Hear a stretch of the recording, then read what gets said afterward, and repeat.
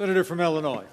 President, in 2004, I packed up my rucksack, laced up my boots, and deployed to Iraq, ready to sacrifice whatever was asked of me, all because I loved this nation, willing to sacrifice my life if needed. Because I believe in the sanctity of our electoral system, which had declared George W. Bush my commander-in-chief. I earned my wounds, proudly fighting in a war I did not support, on the orders of a president I did not vote for, because I believed in, and I still do believe in, the values of our nation, because I believe in a government of, by, and for the people, where voters choose who leads them, not the other way around. I have spent my entire adult life defending our democracy, but I never thought it would be necessary to defend it from an attempted violent overthrow in our nation's own Capitol building. Well, I refuse to let anyone intent on instigating chaos or inciting violence deter me from carrying out my constitutional duties. You know, when my Army buddies and I raised our right hands, when the 45,000 troops in Arizona raised their right hands and swore to protect and defend the Constitution, we did not qualify our oath by saying that we'd follow orders only when the commander-in-chief was someone whose election we were happy with. Just like when every senator in this chamber was sworn into office, we didn't mutter under our breath that we discharge our duties only when it served our political interests or helped us to avoid the wrath of a petty, insecure, wannabe tin pot dictator on the precipice of losing power and relevance. No, there is no ambiguity here. Joe Biden won the election with a record number of votes.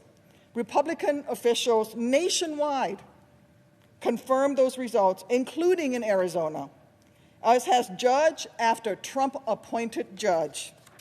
Even Trump's Attorney General admitted that the United States Department of Justice had not found widespread fraud that would have affected the outcome. Yet still, many of my Republican colleagues are asking us to ignore all of that.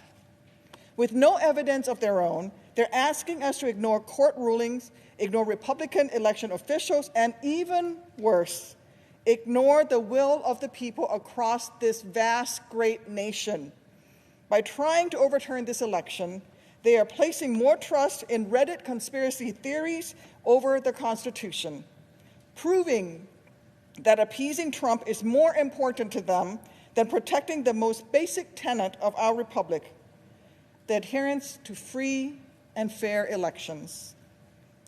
There's one thing I know, it's that my troops didn't sign up to defend our democracy in war zones thousands of miles away only to watch it crumble in these hallowed halls here at home. Yet that is what this effort amounts to, an attempt to subvert our democracy, and in the process, it is threatening what makes America American. Because in this country, the power of the people has always mattered more than the people in power.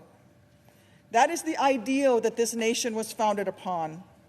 That is why a few patriots threw some tea in Boston Harbor, why Washington crossed the Delaware, why suffragists were arrested a century ago, and why my friend John Lewis crossed that bridge in Selma in 1965. It is why millions spent a Tuesday in November standing in line, braving a pandemic to make their voices heard. Listen, this administration has always had an adversarial relationship with the truth. Trump always cries conspiracy, always foments chaos whenever something doesn't go his way. But today, we here in this chamber have the opportunity to prove that here, in this country, truth matters, that right matters, that the will of the people matters more than the whims of any single powerful individual. I have no tea to throw in Boston Harbor tonight, and I regret that I have no rucksack to pack for my country, no Black Hawk to pilot,